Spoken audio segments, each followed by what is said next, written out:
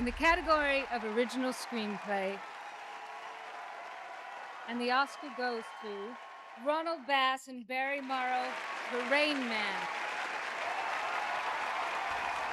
Thank you, Academy members, and to Dustin and Tom and Barry and Mark, my heartfelt gratitude for making the movie and for breathing life into these characters and into this script.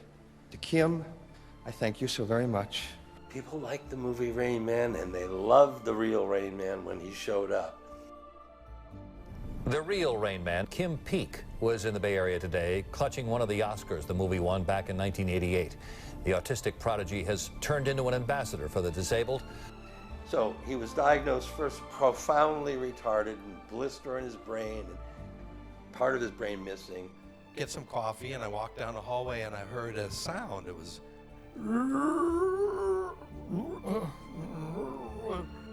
Shakespeare's in love, Bonnie Judy. And I said, do you need some help? Kim was weird, he acted weird, he did all kinds of weird stuff. I'm reading. He wasn't just reading, he was reading and memorizing a book. He could memorize a phone book in a half a day. Literally a phone book. One of the major differences in Kim's brain is he was born without a corpus callosum. And that is part of the brain that serves sort of as the telephone lines between the right and left side of the brain. His left and right brains operate basically independently of each other. And he could memorize books, reading them, this way, that way, 2 books at a time. It didn't matter. There was really no name for him. And he was Rain Man. And I didn't know it. There was no title.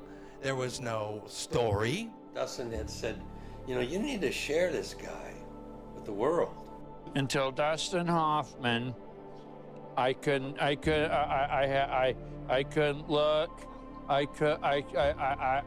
look in anybody's face.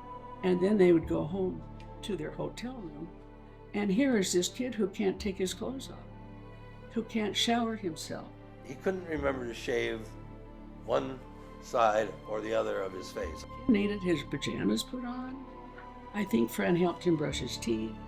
So it was a terrible anomaly. He picked it up and he held it like a baby. He held it, he cradled it this way. And then, I think you should take it and do what you're doing with your dad at more schools. And if you ever get tired of it, you can send it back to me. And so they took it, because they went from one school to a junior high, to a high school, to a college, to Oxford, England, to Japan, China, all the way around the world. And so he brought the Oscar to the school. He was there to show it off, and it was special to him. Be such a marvelous gift for that many people to be able to hold an Oscar. Several years before I ever saw it again, hundreds of thousands of people had seen and held. Well, Kim, what happened to all the gold? And he said a line that I could never write. I'm not that smart. He said it's on the hands of children all over the world. And it was just, wow. That's what they did until, they weren't here. And I wanted to be an ambassador for autism, for the Oscars, and any little Kim growing up.